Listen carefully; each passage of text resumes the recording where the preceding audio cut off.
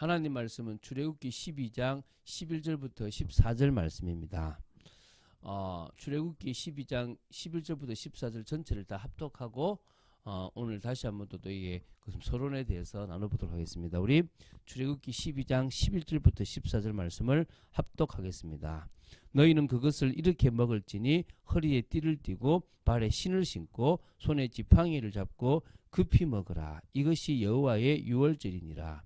내가 그 밤에 애굽 땅에 두루 다니며 사람이나 짐승을 막론하고 애굽 땅에 있는 모든 처음 난 것을 다 치고 애굽의 모든 신을 내가 심판하리라. 나는 여호와라. 내가 애굽 땅을 칠 때에 그 피가 너희가 사는 집에 있어서 너희를 위하여 표적이 될지라.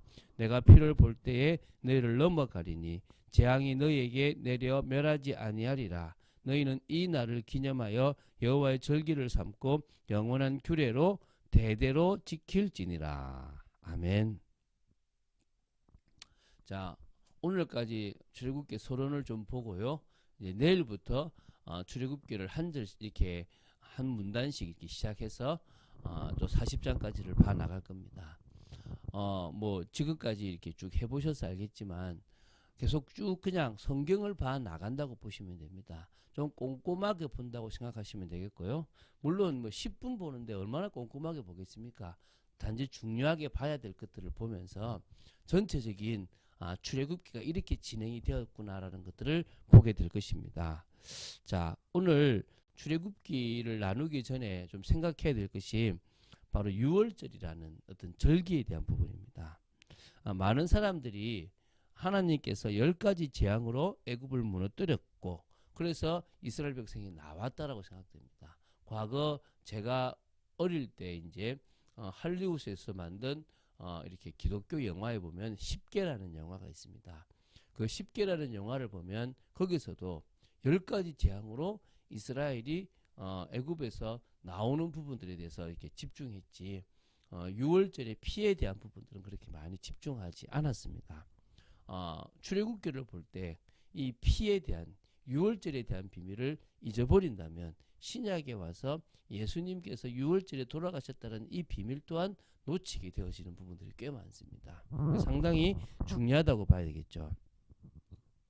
그래서 유월절에 피를 바르고 나서 이스라엘 백성은 출애굽하게 되었다는 사실을 기억해야 될 것입니다. 자, 그러면 이렇게 나왔다라고 보시면 됩니다. 출애굽에 나와 있는 유월절은요. 먼저 흠없는 수컷 양을 잡아서 그 피를 집 문설주와 인방에 좌우의 인방에 바르고요. 그 뒤에 그 양을 살과 내장을 모두 굽고 그리고 무교병이죠. 누룩을 넣지 않은 빵과 쓴 나물을 곁들여 먹습니다. 그리고 애굽을 떠날 채비를 하듯 신을 신고 허리띠를 두른 뒤 지팡이를 잡고 식사를 하며 식사 후에 아침이 될 때까지 집 밖으로 나가지 않는 겁니다. 그때 이제 애굽 전역에 장자를 죽이는 여호와의 사자가 이렇게 지나가는데요. 피를 바른 집을 보면 그 집을 넘어간다. 그래서 유월이 되는 겁니다. 넘어간다는 거죠. 그 이후 이스라엘 백성들은 출애굽을 하게 되었고요. 그리고 나서 이스라엘 백성들이 애굽으로부터 나오면서 이 절기는 애굽의 노예 생활에서 해방되고 또 이스라엘 그 백성을 재앙으로부터 넘겨주신 하나님을 기념하기 위해서 매년 지키고 있는 절기입니다. 지금은 유월절 만찬이라고 하는 것들이 지켜집니다. 예수님 당시에서도 유월절 만찬이라고 포도주가 4잔이 있고 그 사이에 무교병 떡을 먹고 이렇게 하는 그런 이렇게 그게 있었거든요.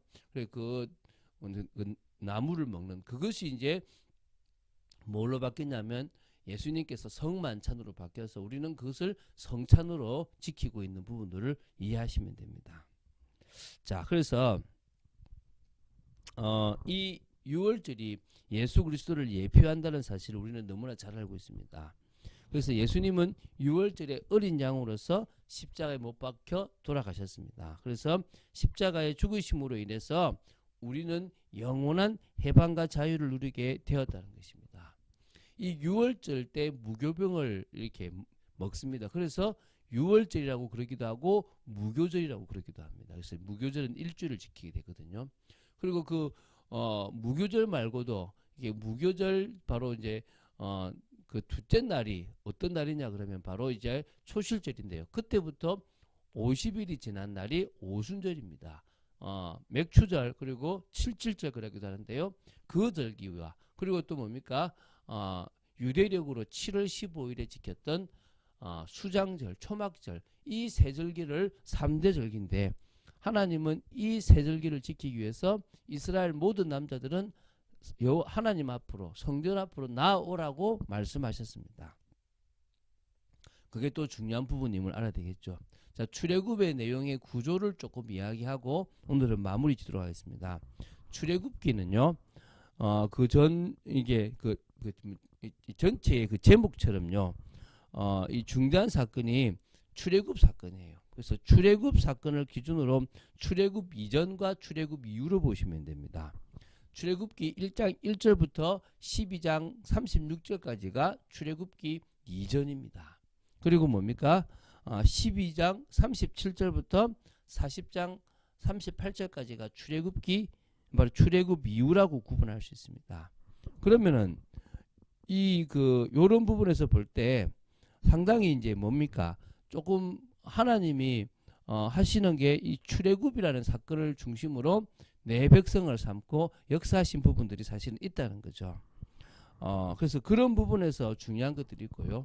아까 이 출애굽에서 중요한 것들이 6월절 사건이라 그랬잖아요.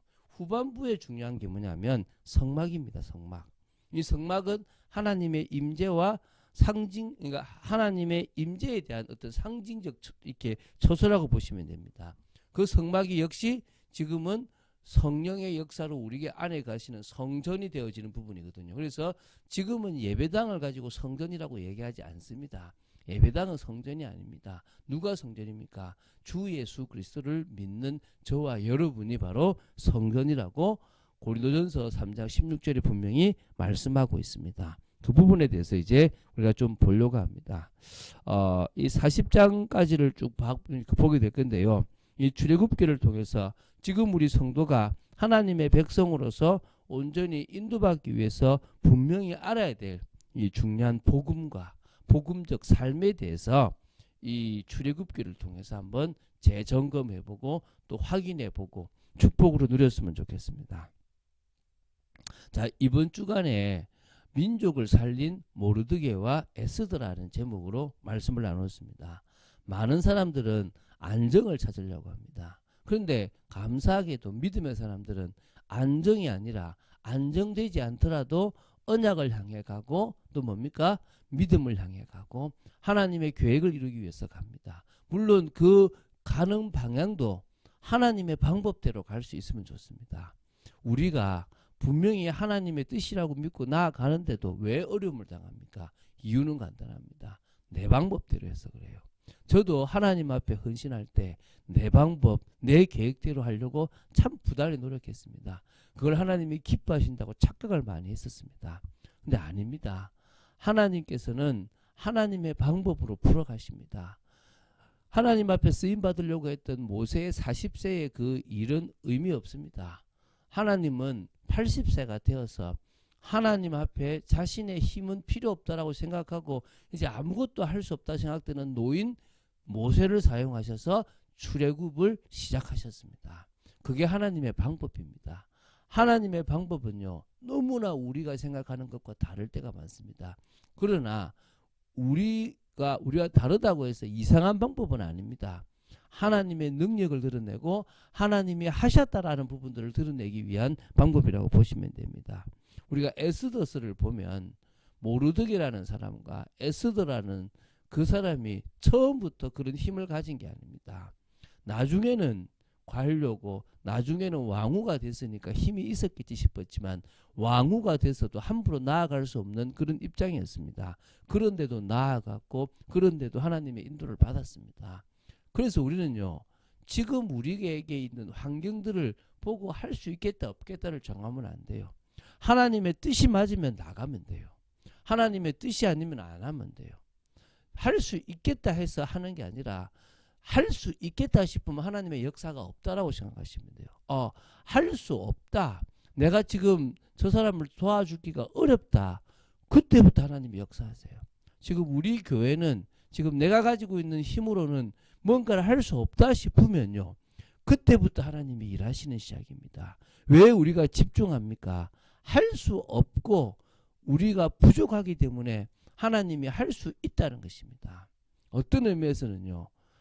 큰 교회에 큰 목회자가 잘하는 게 아닙니다. 그러면 하나님이 필요 없는 거예요. 돈 많은 사람이 물질로 헌신할 수 있다. 그건 하나님이 했다라고 말하지 않지 않습니까? 늦었지만 하나만 이야기하면요. 어떤 사람이 뭐 이게 그 이제 그 자기 주위에 그런 그 가족과 다시 말하면 친척의 도움으로 이제 이게 그 코인에 투자를 했다가 좀 망했어요. 근데 그냥 가만히 있었는데 몇 개월 전에 그 코인을 다 정리했거든요. 근데 왜냐 뭐 진짜 쌌어요. 뭐 진짜 몇 원밖에 안 했거든요. 근데 요 몇 개월 전에 또 다시 한번 봤는데 그걸 다 팔고 봤지만 그게 6천 원까지 올라간 거예요. 엄청 올라간 거, 몇천 원 올라간 거죠. 그 가만히 보니까 진짜 150 정도의 이 돈을 150억 정도의 돈을 이렇게 얻었다가 잃었다 이걸 한 거예요. 그런데 이제 그분들이 어떤 고백을 하냐 그러면 이렇게 고백하는 거예요. 그 돈을 가지고 빌딩을 사고 선교했다면 하나님이 하셨다라고 했겠냐. 제가 그 고백을 듣는데요. 야, 맞다. 정말 저 고백을 할 수 있는 게 축복이다. 하나님께서 저분들은 하시겠다. 이런 마음이 제게 들어오는 거예요. 그래서 우리가 우리 방법이 아니라 하나님의 방법을 볼 수 있어야 됩니다. 그 방법이요. 물론 그렇다고 해서 뭐 재단을 만들거나 뭘 하는 걸 하지 말라는 게 아닙니다. 그거는 하나님 앞에 기도하는 거죠. 제가 할 수 없기 때문에 그것이 세워지도록 기도하면요. 하나님께서 하게 하실 거라고 믿는 것입니다. 그런 축복이 저와 여러분의 삶에 있을 거라고 확신합니다. 그래서 오늘도 우리는 한 걸음 한 걸음 할 수 없기 때문에 믿음으로 걸어가는 걸음인 줄 믿고 그러한 여러분 되시기를 주 예수 그리스도 이름으로 축원드립니다. 주는 그리스도시요 살아계신 하나님의 아들이심을 고백합니다. 저희들이 믿음으로 걸어갑니다. 하나님의 뜻을 이루는 삶으로 걸어갑니다. 말씀 따라가는 축복 속에 사실적으로 걸어갑니다. 아버지 하나님의 역사 속에 있도록 저희들을 지켜주시고 정말 저희들이 할 수 없기 때문에 주님이 진행해 나가시고 역사하심을 고백합니다. 부족한 저희들을 사용하셔서 당신의 계획을 이루어 주시고 하나님이 하시려고 하는 언약을 이루어 주실 줄로 믿습니다.